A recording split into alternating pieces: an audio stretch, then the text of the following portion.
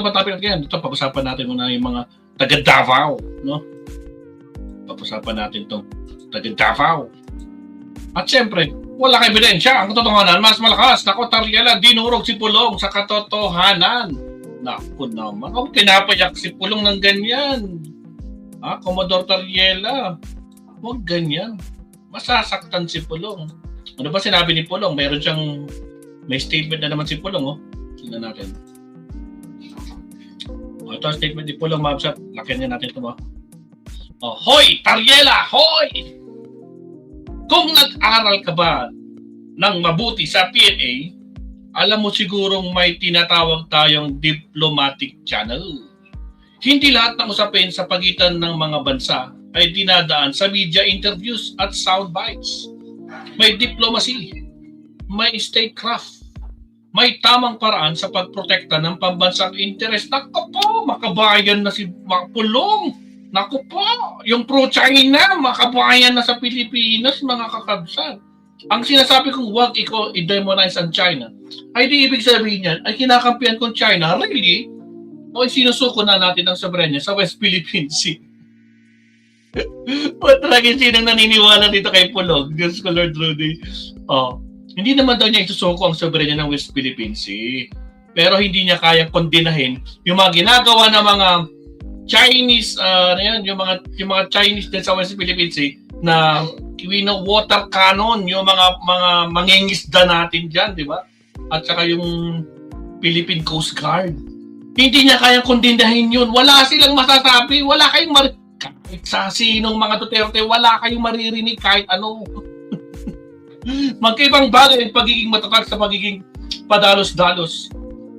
Kaya ang tanong ko sa iyo, Tariela, bakit parang mas interesado kang gumawa ng sarili mong interpretasyon kaysa sagutin ang tunay kong sinabi? Really? Huwag mong isipin na ang pinakamalakas na sumigaw ang siyang may pinakamakabayan. Hindi rin sukatan ng patriotism ang paulit-ulit na pagpapainit ng sitwasyon kung maaring magsakripisyo ay ang ating mga sundalo, Coast Guard at ang mga mangingisda ng Pilipinas. Ay, dapat sinabi mo yan. Tulad ng sinabi ng tatay mo, pupunta ako sa West Philippine Sea. Ilalatag ko ang ilalatag ko ang flag ng Pilipinas o ang bandila ng Pilipinas. Putang ina, hanggang ngayon walang nangyari. Hanggang sa nakakulong na yung tatay mo. Di ba yun yung campaign promise? Anak ng kamote, oo. Diyos ko Lord Rudy, ibang klase talaga kayong mga garapata talaga, oo. Nako po. Ngayon, iimbestigahan na yung flood control mo. Patay ka ngayon. Tingnan natin, Tingnan natin, kung hindi aalingasaw lahat ng baho nyo. Diyos ko po, Rudy. Siya, tuloy na yun. Anak ng kamote, mag-iyakan na naman sila dito eh. Saan yan? Ito ang mahirap sa ating mga taga-gobyerno. Nakakalimutan na ang kanilang mga trabaho. Kailan ba naging trabaho ng Coast Guard ang makialam sa foreign relations? Kailan ba naging trabaho ng congressman? Na tulad ni Pulong ang makitausaw, no? Makitausaw at kontrahin itong mga nagproprotekta sa ating West Philippines. Ang gumawa ka ng batas. Putragis ka, Pulong. Anak ng kamote talaga to. Sabi pa nito, gawin nyo na lang yung trabaho at bantayan ang ating mga karagatan. Yan lang ang alalahanin nyo. Ay tanga. Ay tanga. Ay tanga. Yun lang daw alalahanin. Ang sabi niya, bantayan lang daw yung karagatan. Kamusta naman yung mga mangingisda? Kamusta naman yung mga Coast Guard na binobomba? Puro na lang ingatan yung karagatan.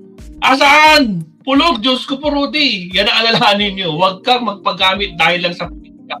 Wala kayong pakialam dito. Kamusta ang monthly ayuda ng mga 10 million? Huwag mag-alala. Questionin rin yan balang araw. Ang tanong, asan yung 51 billion na hanggang ngayon bahang-bahang Davao? Putragis, pati mga kotse lumalamoy. Anak ng kamoting talaga si Pulong, Ibang klase. Nako po. Tingnan natin yung sagot ni Tariela, mga kapsat. Sumagot si Tariela dyan, syempre. Tariela.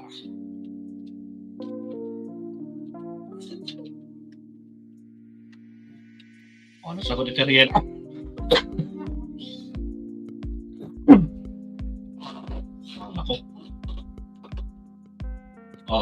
Anong sabi ni Kan dyan? The Philippine Coast Guard, spokesperson, parang may mas mahaba to eh. Alam ko mas mahaba dito. Hindi.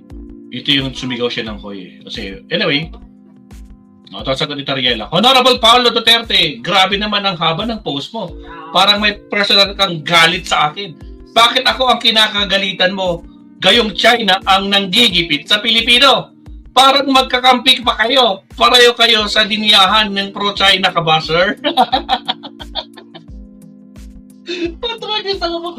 Teka lang, para meron pang mas mahaba yun. Wait lang ha. Alam ko may mas mahaba yan eh.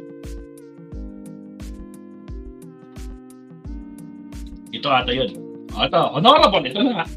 Honorable Paolo Duterte, grabe naman ang haba ng post mo. Parang may personal na galit ka sa akin. Bakit ako ang kinakagalitan mo? Gayong China ang nanggigipit sa Pilipino.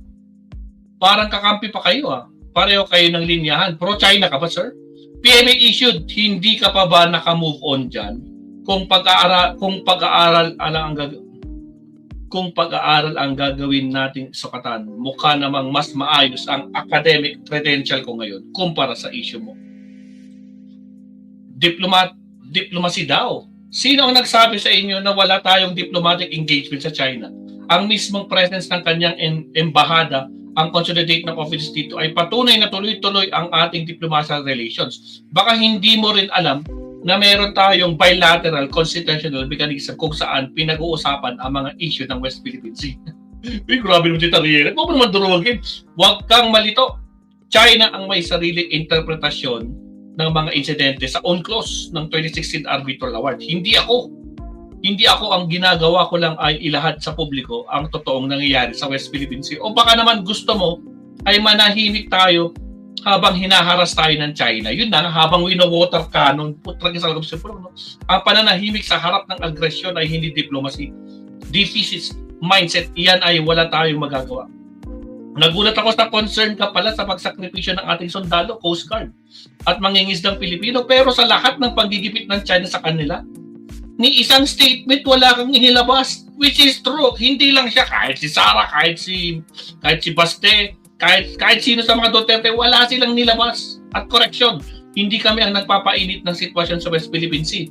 China ang lumalabas tangan sa karapatan ng ating mga bilang isang bansa. Totoo, marami sa gobyerno ang nakakalimot sa kanilang trabaho just like you.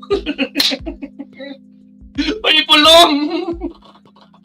Putragis darog si pulong dito. Totoo naman, maraming mga gobyerno nakakalimot sa kanilang trabaho just like you, pulong.